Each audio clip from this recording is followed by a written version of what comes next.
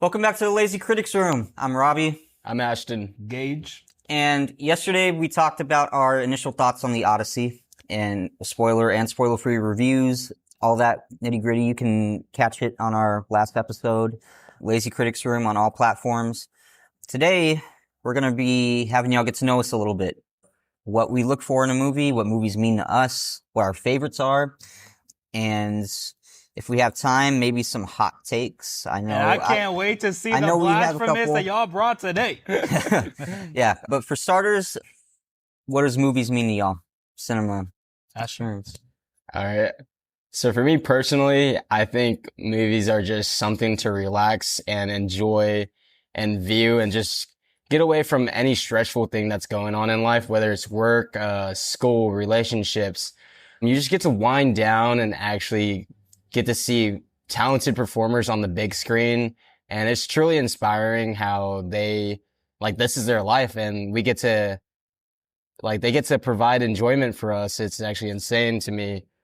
But yeah, movies have just been a really big part of my life, whether I'm watching it alone or I'm watching with these two guys or with my family. It's just always a great time. I really cannot imagine life without movies, to be honest. Ever since I was a little kid, I love movies more than the rest of my family, to be honest.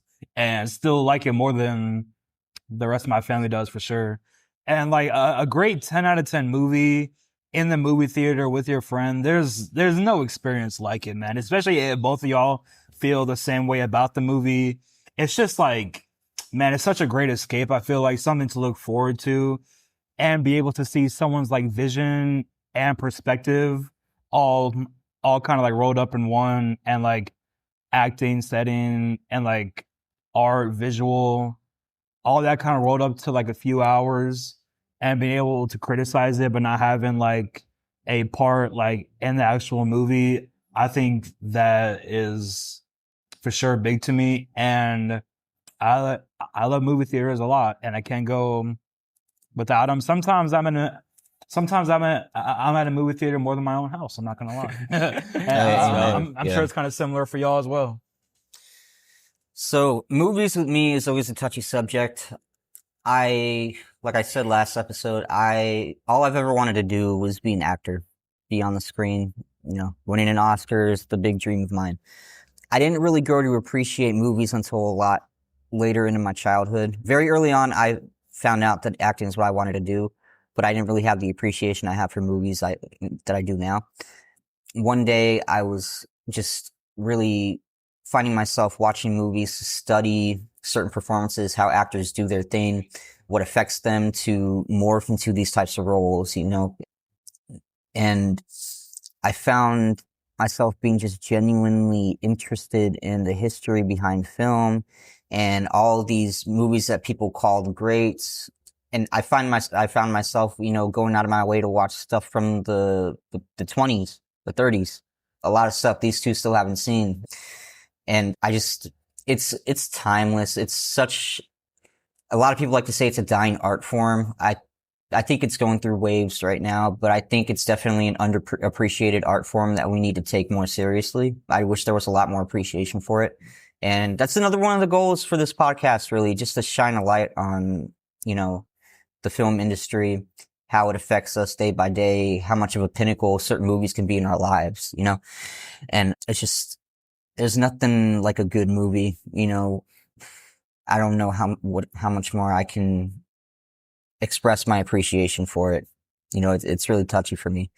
But going into that, what makes a good movie to y'all? What are a couple things that you look for to say, oh, okay, this checks all my boxes. This is one of my favorite movies. Because a bunch of people judge movies differently. I'm not gonna lie. I feel like we all three judge movies pretty differently from each other. Yeah, I'm already knowing. Man, it's hard to say 1, 2, and 3, but I think the number one thing that I look for in a movie is keeping my attention. Because whether it's a bad movie or a great movie, if I don't want to watch it and am pretty bored throughout it and just waiting for it to end, I really hate those movies, but like they do play a part for sure. But if something grasps your attention, whether it's bad or good, that really matters to me, to be honest. And for number two, honestly, I'm gonna say setting. I'm not gonna lie. I'm really huge on setting, cinematography for sure, visuals, but like setting really plays a good part. Because like if I look at the background of like a movie and it's most of the time like the same building or same, like same like background pretty much, I can't really get that interested into it. But like if something has like a great background that takes your attention away from the acting, sometimes I really, really love that. And plus it shows like the hard work that like directors really put in to put in like a great background for their viewers to see. So that's like the two most important things that I look for in a movie. Okay. What about you? For me, honestly, just seeing the perspective from different artists, different directors is what really grabs me and what I really look into towards a movie. I really love the adaptations and perspective that people have on their own take on stories or events that take place in this world. I really just enjoy how they can elevate it through their creativity and do their own thing, their own spin on it. We see this with the Odyssey. We see this with Wuthering Heights, what we talked about yesterday. There's so many it's pretty impressive to see a different person's mind and you get to dissect it while watching that movie. And I feel like that's what I appreciate most about movies and what I look towards to whenever I go watch a film. Cinematography, setting, yeah, that's all the script, dialogue, everything's such an important factor, I feel like. Even the sound and score, what people really don't look behind. And there's so many talented musicians and artists that put hard work into that also. And I feel like we didn't really talk about that much in the last episode, but yeah, there's so many just like different factors in networking into one movie as a whole. And I just love seeing everyone come together and somehow put something entertaining on the big screen for us to watch. Absolutely. Yeah. As far as me, I can be the best or the worst person to watch a movie with. I can, you can love what you're watching on screen, and I could hate it, and I'll shit all over it. I have no filter when it comes to Very honest. certain things. But number one for me, you got to have a good score. Oh, wow. Music is essential for me. All of my favorite movies, or at least the majority of them, are up there in the GOAT conversation as far as like best soundtracks in a film. I'm not talking like James Gunn shit, right? where you're just making a whole album on a movie with songs from featured artists. No. Like needle drop moments, kind of. Yeah, no. Yeah. Shout out James Gunn. I might gotta chill on that a little My bit. DC GOAT. Shout out Supergirl's needle drop. Best one in the game. But no, score is very important to me. You got movies like Cinema Paradiso. Shout out to people who know that one. Banger. Probably the best soundtrack I ever heard. You got Star Wars, anything John Williams, anything from Ludwig.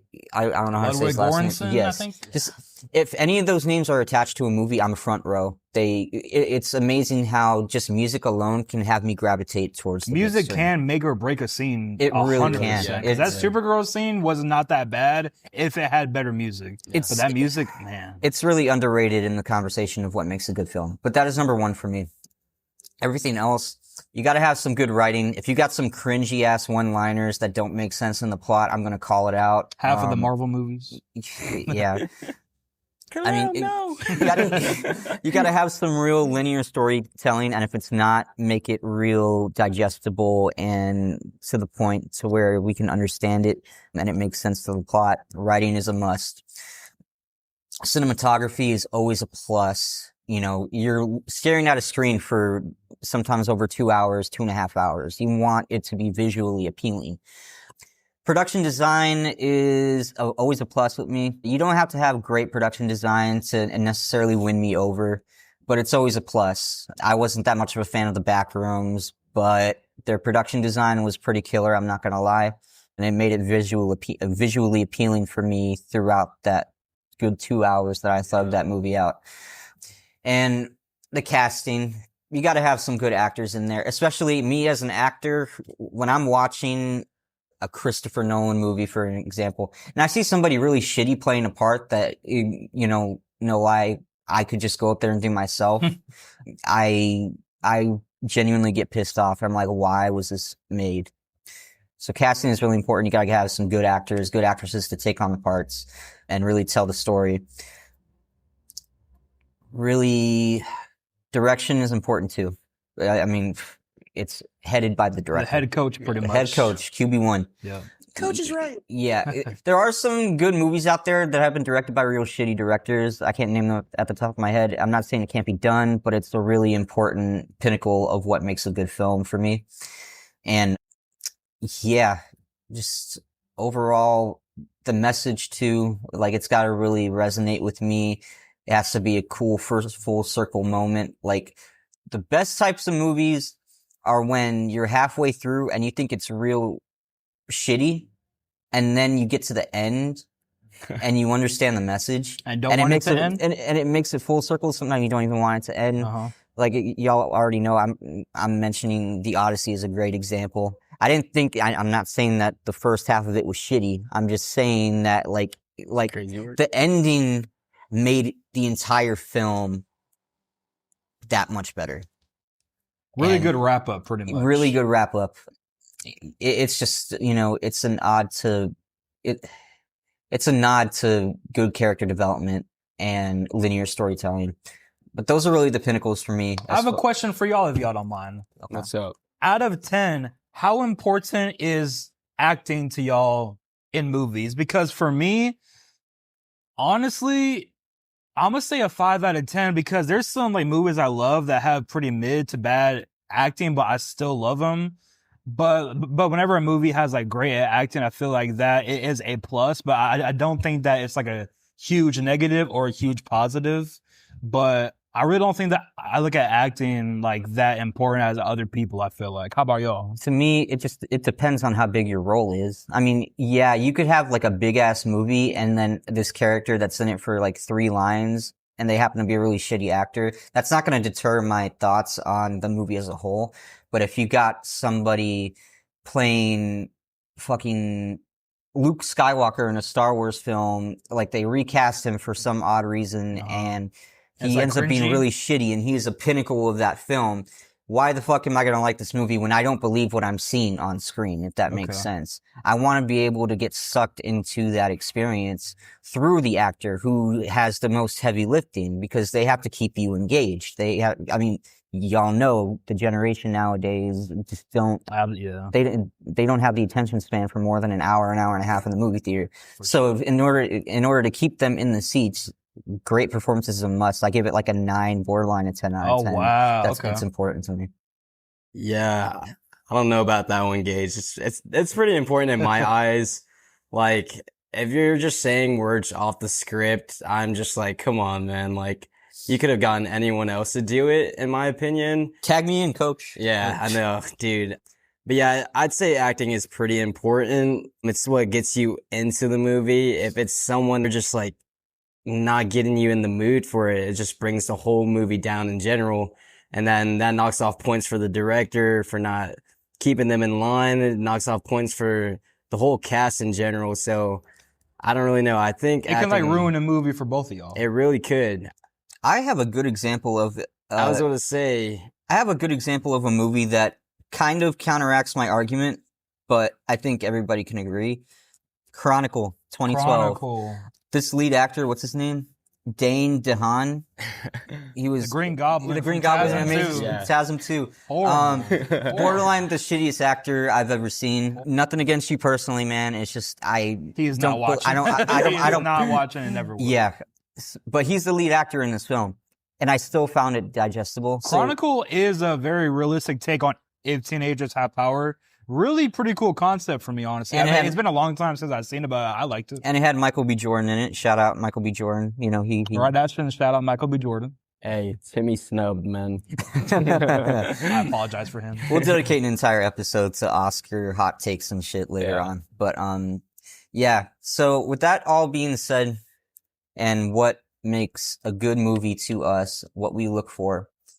With all that being said, what we look for in a movie, what makes a movie good to y'all, Way different opinions on it, clearly. Yes. Do we want to get into our top 5 movies of all time? We're gonna get into it. Just so y'all can get a taste of what type of movies are on our... Because we never talked about our top 5 all-time favorite movies, and we known each other for like 5 years, and we never got into this conversation. We probably inorganically brought it up, but not like structured like this. Not like in-depth. So who wants to start it off?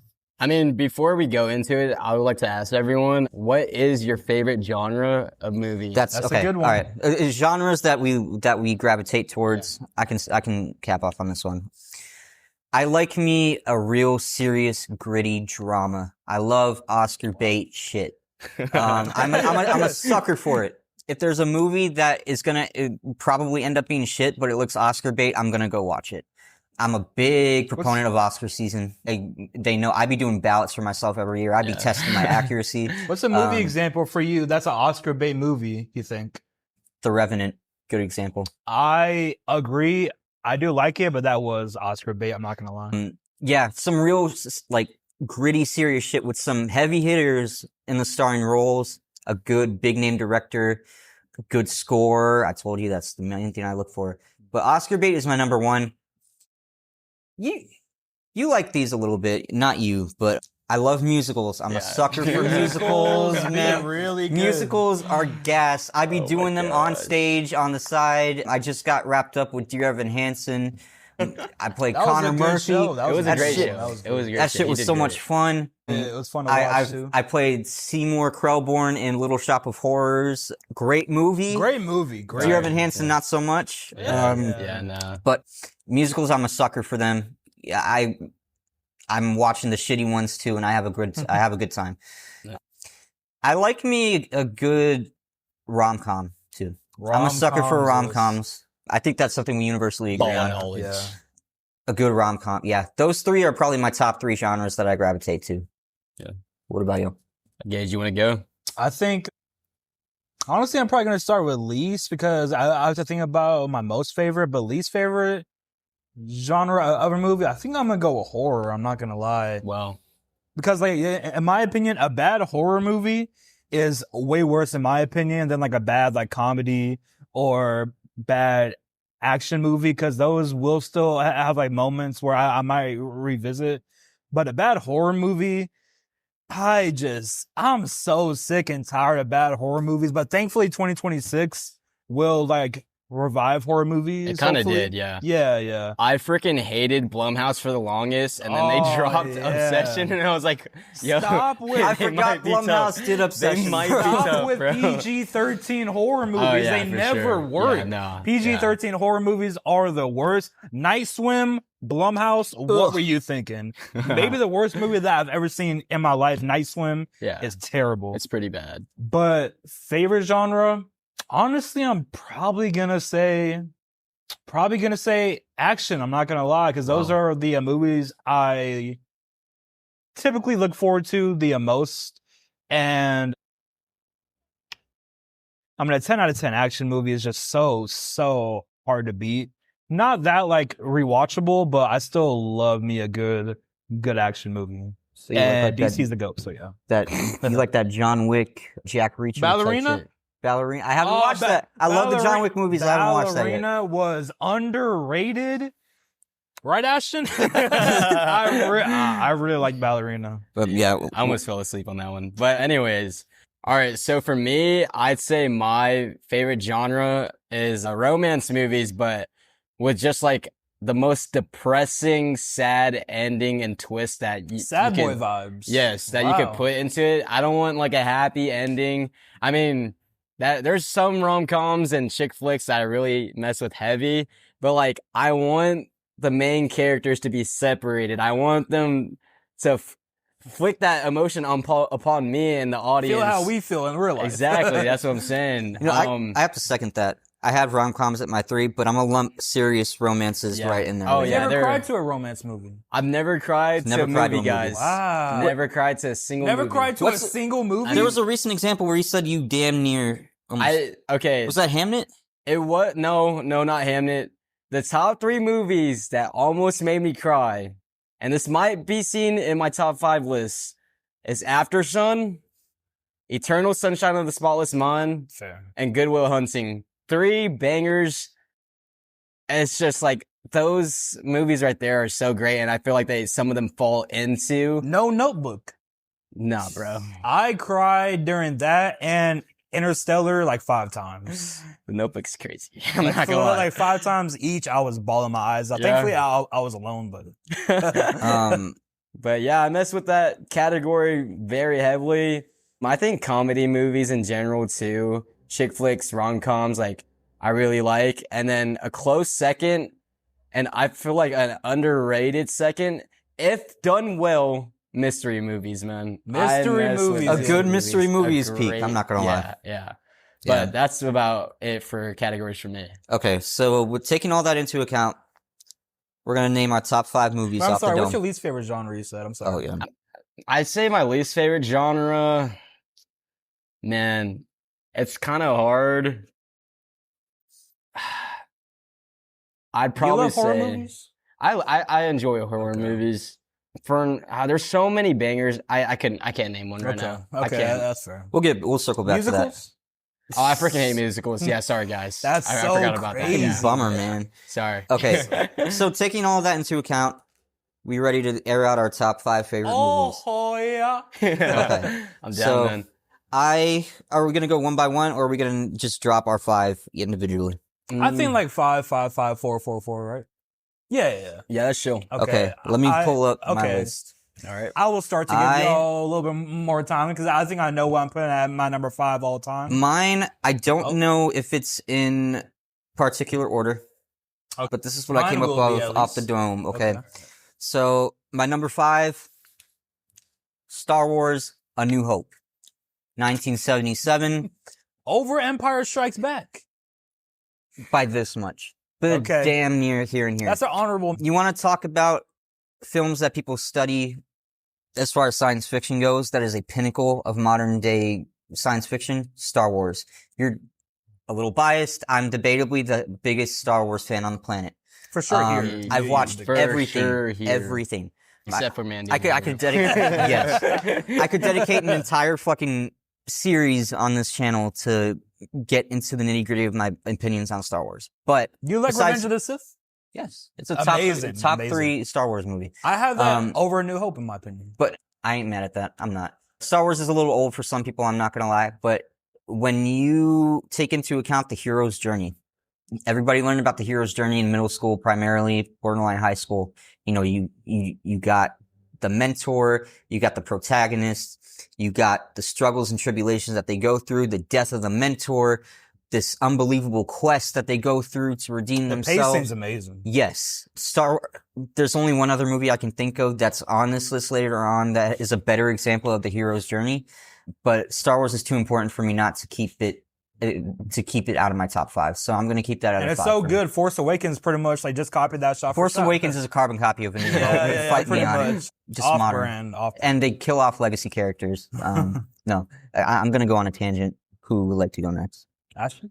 You got to gauge. Okay. My number 5. Not sure how y'all feel about this movie. Not sure if I ever talked about this movie with y'all. Number 5 for me, my favorite animated film of all time. Monsters University. Monsters University is the best Pixar movie and best Disney movie by a long shot, in my opinion. I remember seeing that in the movie theater, and I'm so glad I did. It's just like, it's so funny. The characters, I love seeing Mike and Sully's chemistry that they don't have, but have at the same time. And they're so opposite from each other, but it works so well. One has one eye, one has two, one's short, one's tall. One was made and bred for this and comes from a family. One just wants to do it for the love of the game and wanted to do it since he was a kid, but Sully has pretty much like no passion for it. Sully can do this effortlessly. Mike tries his hardest, but he's just not scary. And the message in that movie is one of the best messages, I think, in the movie all time. Sometimes, no matter how hard you work, how hard you want something, sometimes it is just not meant to be. And that was a really sad scene at the very end when Mike was sad because Sully had to cheat for him to win. I just think that it's such a fun movie, but also very emotional in that sense. And I think that people really need to start respecting it more, in my opinion. So my number 5 is Monsters University. How do y'all feel about that movie? Because I never talked about it. It's good. I wouldn't rank it that high, but it's good. Yeah, I had a feeling. I'm not gonna lie. For my Pixar list, I don't think it's that high. And Monster Unit, the first one, the original one, Monsters Inc., I think is like kind of like levels above it, in my opinion. We're gonna dedicate. I do love Monsters Inc. I do Monsters, love Inc. that, but is Monsters fire. University to me, it has a special place in my heart. We're gonna dedicate a whole episode to ranking Pixar movies, Yeah. Disney lists. Don't worry about it. I can't Future wait for episode. that because all our lists on that is probably completely different. Yeah. Well, Yeah. what's your number 5? My number 5, man. I have I the can already list. tell it's gonna be some BS. Man, I have the list pulled up at the moment, but it's just not ranked at the moment. So if I had to choose, my number 5 would probably have to be After Sun. Okay. Paul Mescal, I really love. Just a great guy. Love his obsession with Daisy Edgar Jones, if y'all have seen those Yeah. memes and stuff. But yeah, no. So it's actually I'm pretty sure it's based on Charlotte Wells and her relationship with her father. And I'm just going to start it off with this. I'm glad that I have my father in my life and that I have a great relationship with him Can't relate. because sorry about that, man. Must be nice. But I can't really relate on that part of the movie, but it shows like the emotion poured into it. And throughout the whole thing, it's just a melancholy, kind of sorrowful feel. And it's just so simple, yet so like emotional and like powerful, especially towards the end whenever everything gets revealed. Have y'all watched After Sun? I don't want to have spoil not. anything. Okay. I have All not. right. Well, yeah, I've never cried to a movie, but this will probably be number 1 to making me closest. I was just waiting the whole time. You wait for a climatic event event to happen, and there was no major shift or momentum to occur. And then once the credits start rolling, it just hits you like a train, and you see that it was all recorded through her memory and that she's all grown up now and it's passed on to her. The depression, everything that he felt during that vacation that they went on. And it's just, you have to live in the moment. You can't take anything for granted. And it really shows that like your family members, this is like a quote that I live by. Like they all are living their life for the first time too. They're bound to make mistakes. They're not perfect. Took me a while to realize that. Yeah. Honestly. And it sucks that we're just like selfish human beings and that we just want everything to go right in our lives when we don't know what else is going on in someone else's life. And a really impactful scene in that movie is when his daughter is on the bed and describing to Paul Mescal's character like this feeling that she doesn't know what it is, but it's just taking her, that it's making her feel tired and like unmotivated. And he just punches or like spits into the mirror knowing that he has passed down his depression onto her. And it just really sucks. And I'm also very passionate about making videos like this, capturing moments and memories on camera so I can look back on just the fun stuff that I do with friends or family or just by myself. You're a pretty good photographer. Hey, I appreciate it. But yeah, catching memorable moments on cameras, and basically at the very end, you could see Paul Mescal's character just shut off the camcorder that he's using and he walks away knowing that all of it was just a memory caught on camera throughout the whole entire thing. And I think like Charlotte Wells does such a great job weaving that message throughout the whole entire thing. And it's just a great connection to the movie. That's your favorite movie this decade? I'd say so. Okay. This decade, yes. Can't listen to Under Pressure by Queen the same after that. Yes. Oh my goodness. One of the best if we're talking about needle drops, yeah. One of the best needle drops. Can't listen to that song the same ever again. But yeah, that's right. number 5 right there. All right. We'll segue into the rest of these. My number 4, it's the only other movie I feel that portrays the hero's journey better than Star Wars itself. Lord of the Rings, Return of the King. Hey. Specifically, Return of the King. Oh my God. You wanna talk about not only Lord of the Rings is the greatest trilogy ever made, it's coming from a Star Wars super fan. Wow. Okay, I'm ranking this above Star Wars just Over the because. Star Wars sequels. Don't even get me I started. haven't seen Lord of the Rings. Lord of the Rings is the greatest trilogy ever made. Return of the King got its well-deserved Best Picture Oscar, rightfully so. It's damn near 4 hours, if not more than that. Every time I watch it, I tear up, especially towards the end. Does it feel like 4 hours? No. Okay. Nah, Wow. it No, is not. it absolutely doesn't. Must be great then. You got to grind out the first two in order to get that feeling for the last one, though, to where it doesn't Are feel the like first 4 two hours. good? Yes. This is the greatest trilogy ever made we're talking about. Yeah, it's up there. They're all neck and neck. But Return of the King is my favorite, and it's impossible not to keep out of this list. So Lord of the Rings, Return of the King, can't say enough of what I like about that movie. But Okay. And my number 4, I have criticisms with it, but I have watched it so many times. go ahead. I hope it's not what you're going to say. Number 4, there is criticisms, but the highs definitely outweigh the few lows there is. The Dark Knight. Oh, okay. Batman is my favorite superhero character of all time. He's my GOAT. And to see a realistic take on him and the Joker, especially directed by Christopher Nolan, how can that movie be bad, pretty much? I don't understand any criticisms on it. It's the greatest superhero movie ever made. There is... If not at least top 3. The fighting, to me, could be a lot better. The fighting doesn't really... The punches and kicks don't really look like they connect. But like I said, fighting is not Christopher Nolan's strong suit. But every director has a weak point, in my opinion. That was his weak point, but the Odyssey made up for it. But man, it's just like Batman, I think, was done so good. I do hate Christian Bale's Batman voice. I do hate his Batman voice, but his suit was so clean. Him as Bruce Wayne, fire. So tough. Man, So nice. the moments in The Dark Knight, very little to like no movies give me that same feeling as like the Batman and Joker interrogation scene. I still remember watching that in theaters. Oh, it's so good, man.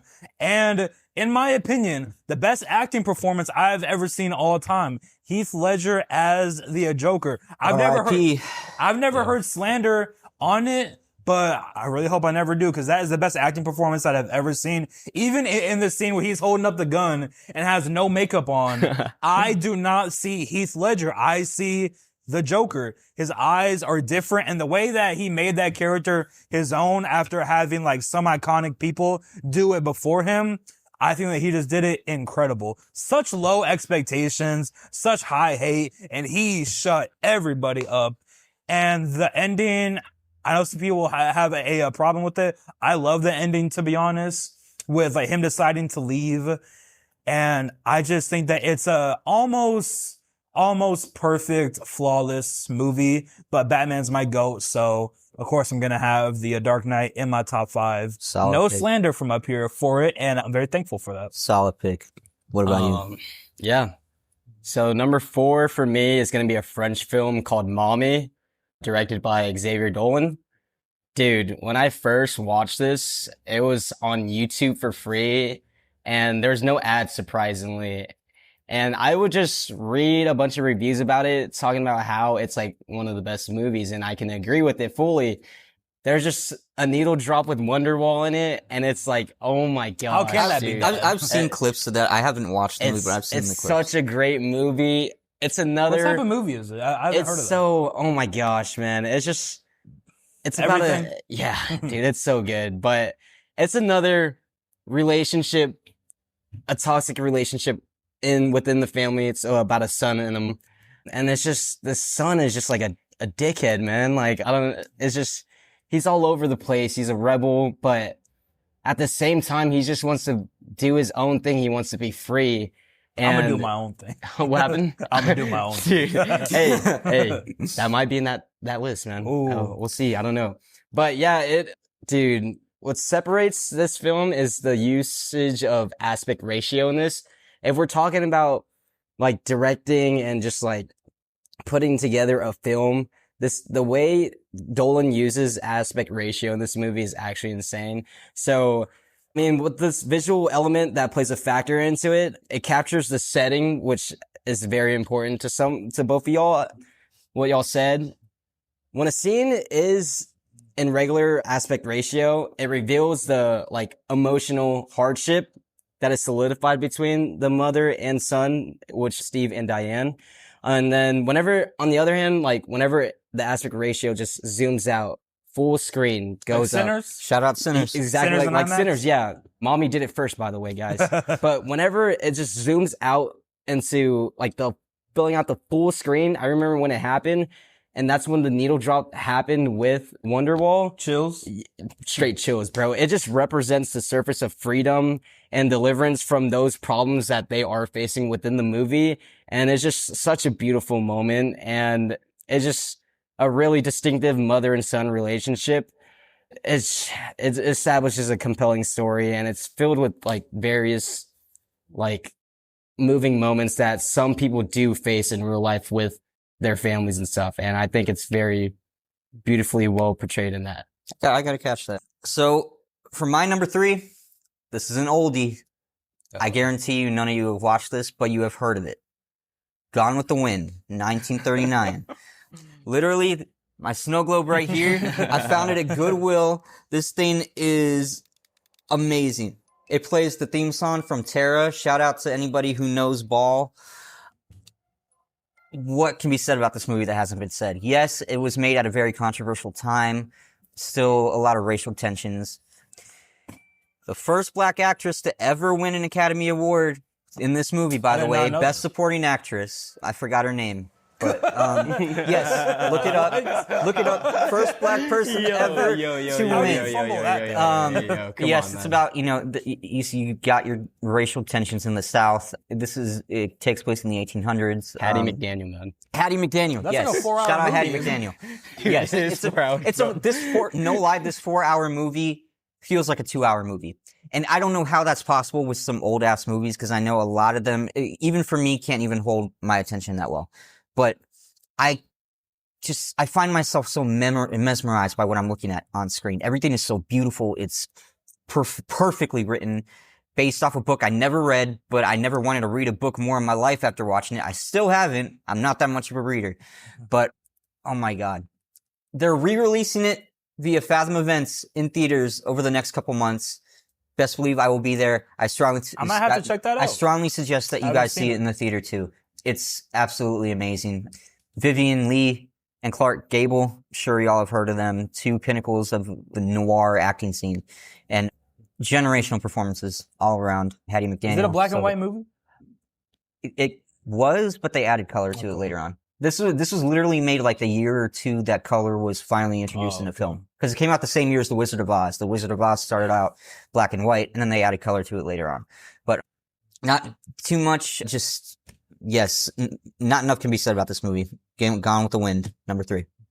My number 3 favorite movie of all time. I think that we all love it, and I really hope y'all do, because I might have to go off on y'all. The Batman. That is my 3rd favorite movie of all time. The biggest Batman glazer. This man Like I has said. 2 Batman movies in his top 5. Back Out to of back. all the movies made in the world, he has 2 freaking Batman movies. Like I Wow. said, Batman Crazy is work. my go superhero, and the brutalness in the Batman is almost second to none. Anything you want to say to Matt Reeves for pushing the Batman another year? That movie better be fucking worth it.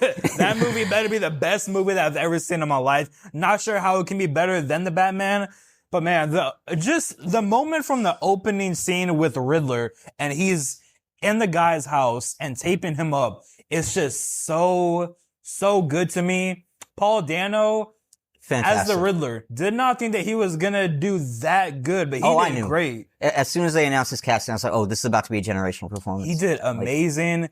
And like the cinematography, people still talk Peak about cinematography, that I'm not to gonna this lie. day. Catwoman, I think, was a really dope character played by Zoe Kravitz. Shout out Zoe Kravitz, man. Yeah. Absolutely. And Pattinson is my GOAT Batman. Is he y'all's GOAT Batman? Because to me, his bat suit looks so dope. His bad voice is not distracting. And I truly believe that he is Batman every scene that he is in. That's a topic for another video. But I love Pattinson, man. yeah, I love me some Pattinson. I'm not gonna Yeah. lie. Is he y'all's GOAT Batman? I'd say yeah. Short answer, no. Who would it be? Christian Bale.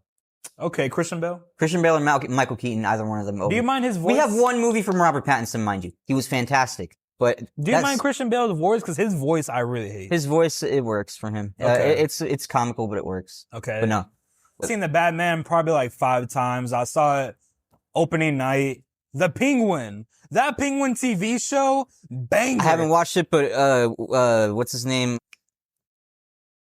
Colin Farrell? Colin Farrell. Colin Farrell was a standout. I didn't even know he could nail a New York accent. Man, that makeup is incredible on him. Yeah. Would have never recognized him, but that is for sure my number 3 movie. Can y'all tell that I'm a Batman fan? What's your... I'm gonna piggyback off of Gage right here. Batman? No.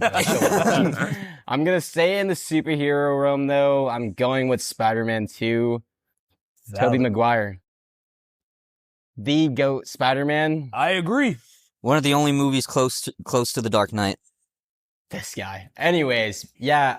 Ever since I've been growing up, watching movies, or just playing with toys, man, it always seemed to just shift towards Spider-Man. Spider-Man shirts, Spider-Man pants, beanies, action figures. Everything was just Spider-Man. Spider-Man on your shirt right now, probably. Oh, yeah, he's right here front and center if you guys could see it. Yeah, but he a real one. I just grew up with him, and just Spider-Man 2 just speaks so much volume out of every single Spider-Man, live action at least. And it's easily one of the best ones. Doc Ock, great villain. Maybe the best Spider-Man villain portrayed in a live action movie. Do you think that he's better than William Dafoe's Green Goblin? Because I think William Dafoe is one level above Doc Ock. It's tough, but it's close. It's close. Those 2 Spider-Man movies in general are very close. But I'm just going to leave it short and sweet. I'll let the movie talk for that explanation. Never heard one hater on that movie ever. Dude, Spider-Man 2, man. Tobey Maguire. Goats. What do you like it more than the first one? Because I like Spider-Man 1 over Spider-Man 2. That's not crazy, but I like 2 better. 2 was just talked about a lot more. It's not crazy to say that. I just prefer 1. That Green Goblin was done so good to me. Yeah. But, okay, so now we're up to our top 2. Number 2, favorite movie of all time. Eternal Sunshine of the Spotless Mind. Banger. Few movies affect me the way this movie has affected me.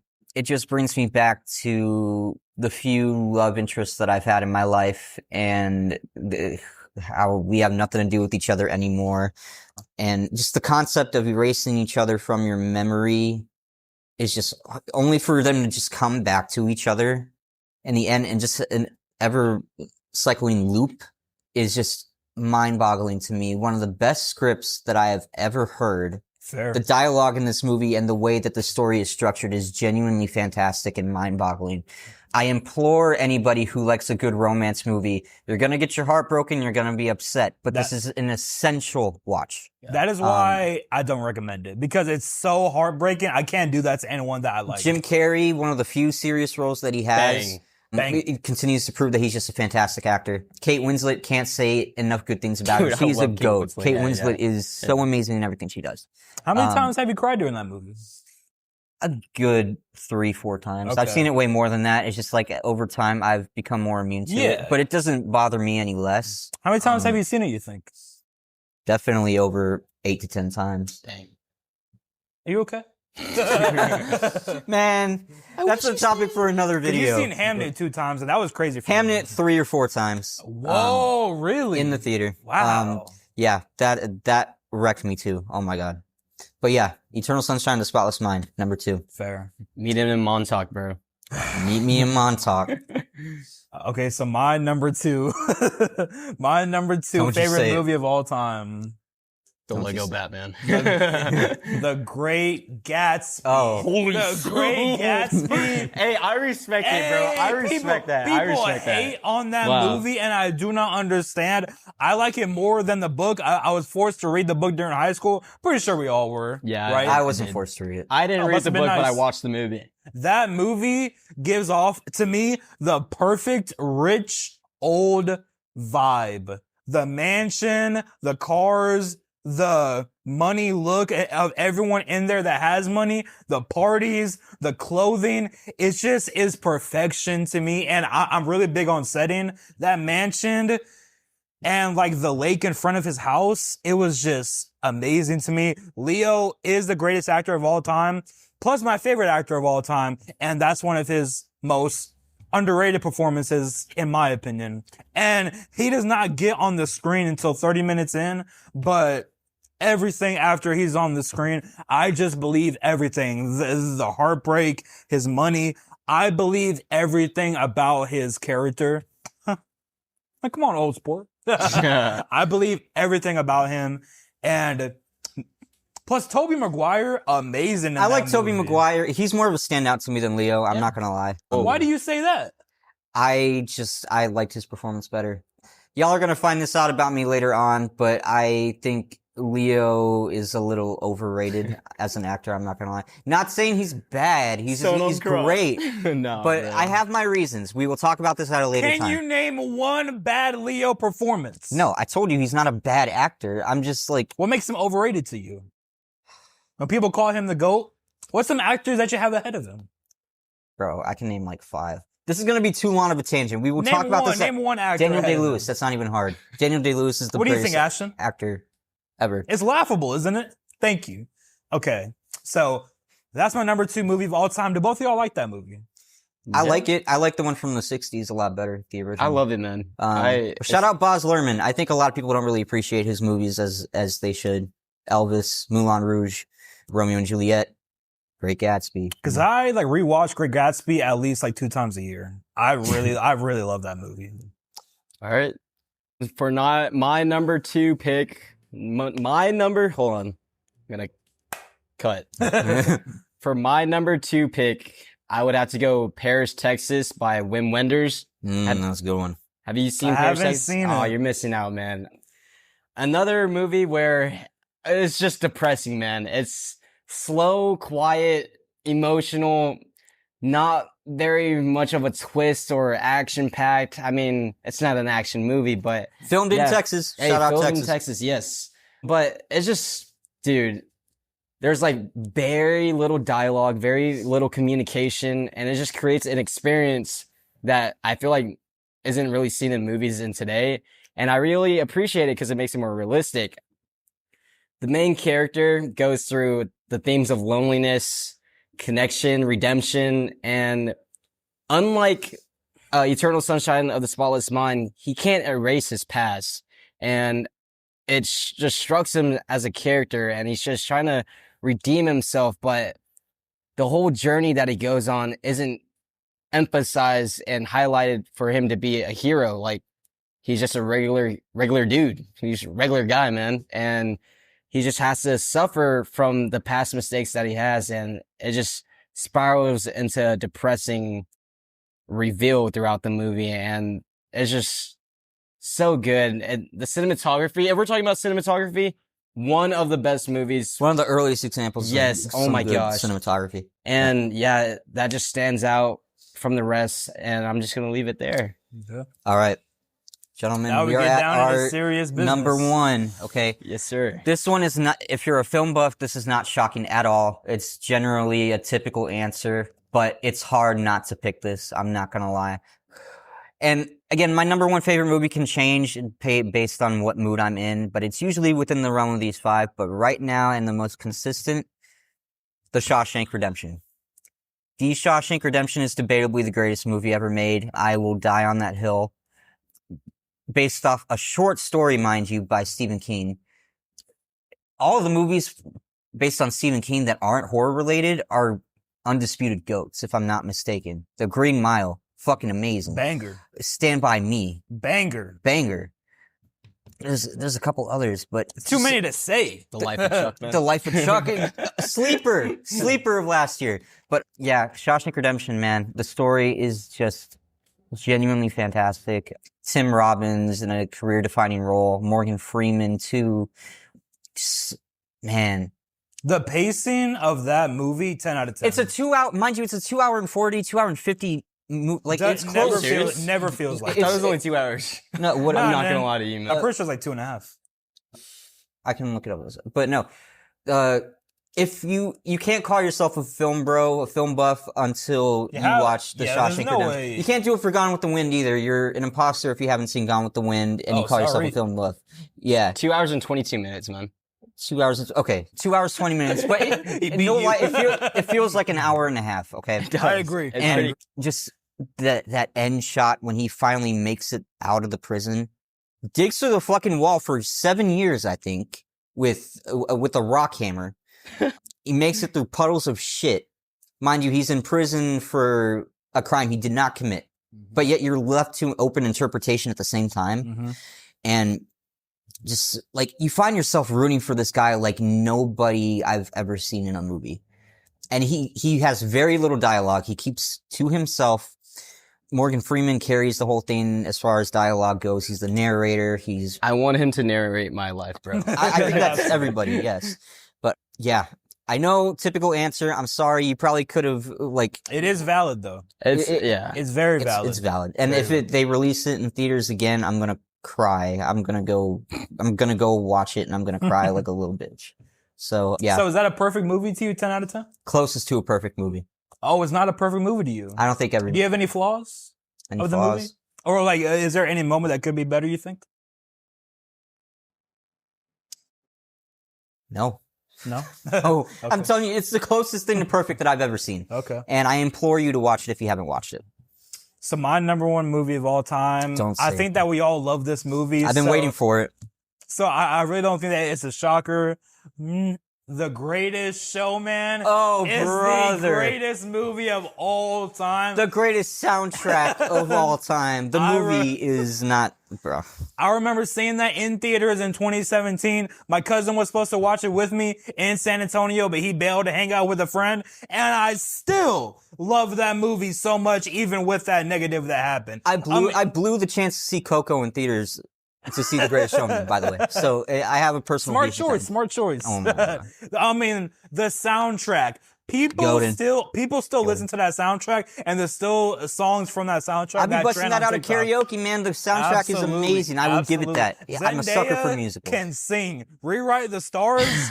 Banger. Amazing. Banger. Zac Efron and Zendaya, the chemistry they have on camera, I really felt that, to be honest. And I think it flowed so good. I really do not care about historical accuracy, especially if it is done that good. I know it's not that accurate, but I don't really know the life of P.T. Barnum in real life and the circus that much. I've only been to the circus like one time. At this point, it's not even about the historical accuracy anymore. I think the writing genuinely has some flaws that are worth talking about. You're supposed to be rooting for this guy, P.T. Barnum, right? But then halfway through the movie, he becomes very unlikable. What made him unlikable? He abandoned his whole fucking circle of friends. For that woman? For that woman, yes, to go on tour. But he came back at the end, and that was such a beautiful moment. You don't get that beautiful moment if he doesn't go away. Why does that make sense in the moment, though? I'm not...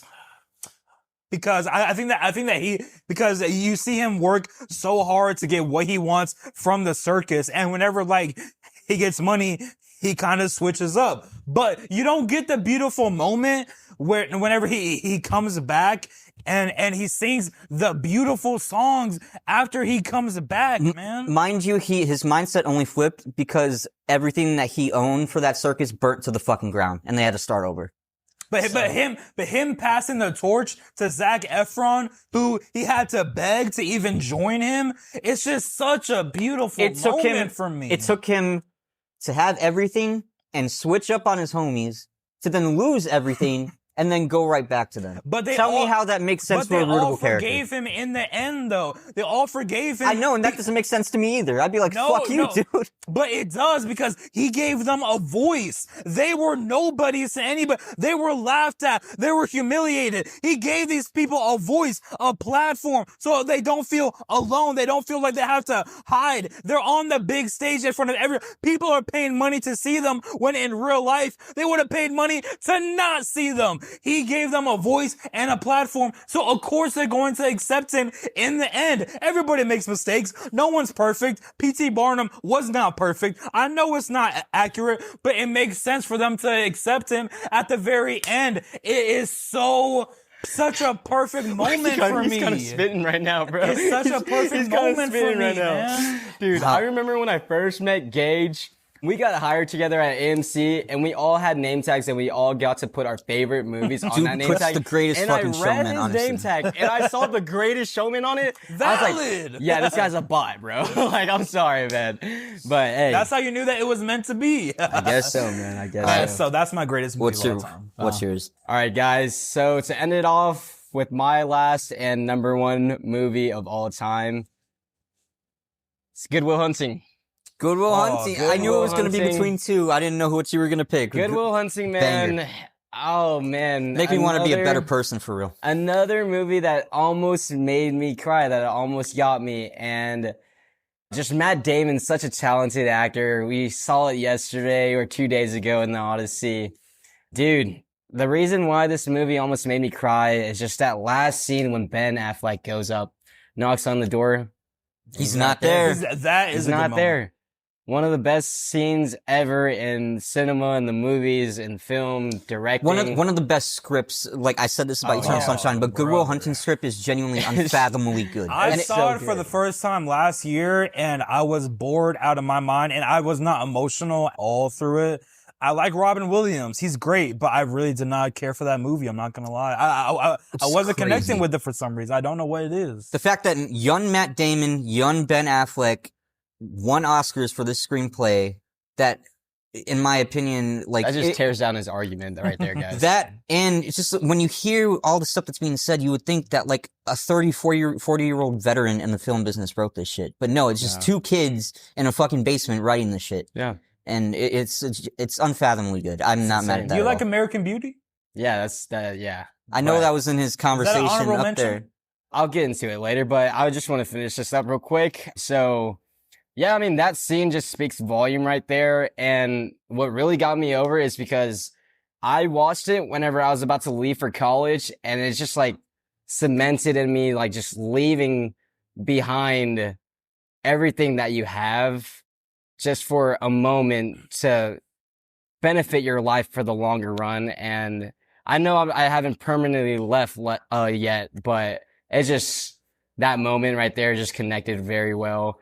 And yeah, it's just such a great movie. I literally went to Boston in May, and the first thing I wanted to do was go to that public garden, and I did. I sat on that bench, Is there got a plaque picture. or something there? There's nothing. You wow. gotta search it up and find it yourself. There's no memorial or anything. You just gotta find it. And I found it, and I was freaking out. There's these two guys sitting on it for the longest, and I waited my turn, and I got on that bench, and then I was like, man, this is incredible. Where does that rank in y'all's Robin Williams movies? I think that's the Is it best. top five? This one. Oh, I just wow. won His that. best He won a one. fucking Oscar for it too. Yeah, genuinely great stuff. But I think we're going to cap it off here tonight, y'all. Thank you so much for watching. You now know what we look for in a movie. Let us What know kind of movies. who has the most valid list. Who has the most valid list, and if there's any on here that you've seen that you can chime in on the discussion, we'd love to hear it. Yeah. And yeah, until next time, thank you so much for watching. Bye. Bye.